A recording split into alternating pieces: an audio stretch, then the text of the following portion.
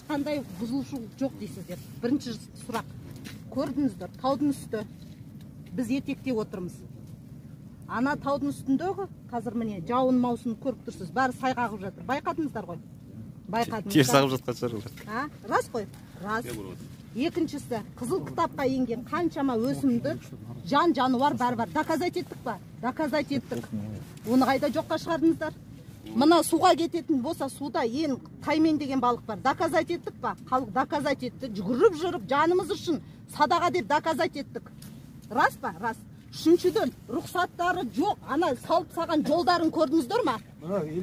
До сих пор разрешение ала алмай отыр. Бұл қалай заң бұзушылық? Немене шара қолдандыңыздар оған? Мына светке орнатқан разрешение халық берген жоқ. Берген жоқ. Мұқым ана заводтың цементтің құйып сағанда разрешениялар жоқ, бәрін істеді.